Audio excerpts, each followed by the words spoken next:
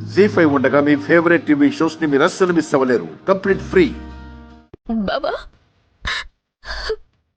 పరమేశ్వర, నా బాబుని నువ్వే కాపాడాలి. బాబా బాబా బాబా.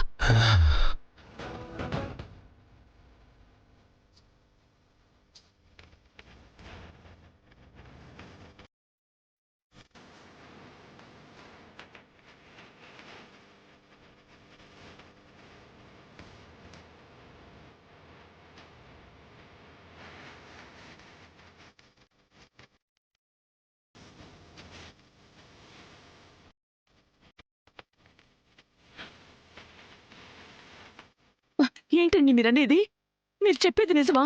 అవునమ్మా, నేను గుడికి వెళ్ళాను.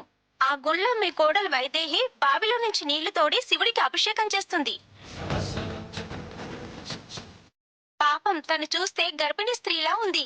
అభిషేకం చేస్తుంది ఏంటండి? ఏమైందమ్మా, ఎందుకలా చేస్తుంది? తెలీదమ్మా, కాని నువ్వు చెప్పిన దాన్ని బట్టి చూస్తే నా మనవరాలు క్షేమంగా ఉంది అంటే నా మనవడు కూడా క్షేమంగా ఉంటాడు. చాలా చల్లని కబురు చెప్పావమ్మా. సరేనండి, థ్యాంక్ యూ.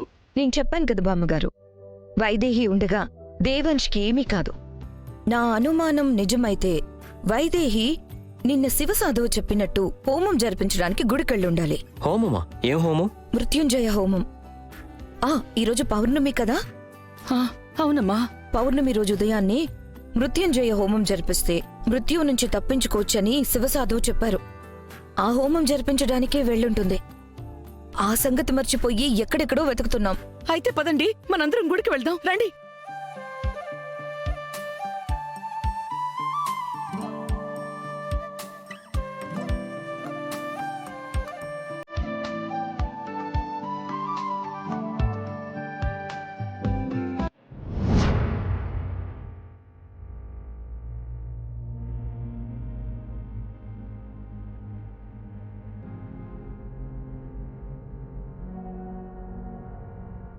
దేవాంశ్, మా మనవడా. ఇందు అమ్మా, నేను బాగానే ఉన్నానమ్మా, నేను బాగానే ఉన్నాను ఇందు.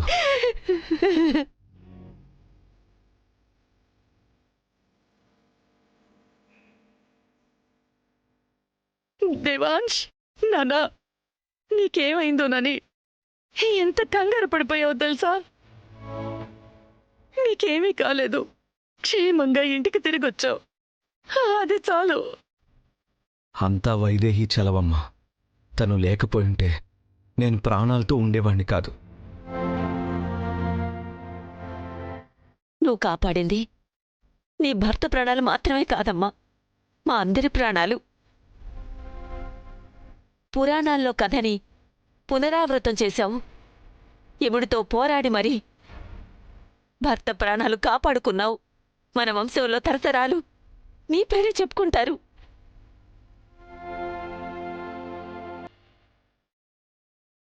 జీ5 యాప్ డౌన్లోడ్ చేసి అన్ని ఎపిసోడ్స్ పూర్తి ఉచితంగా చూడండి.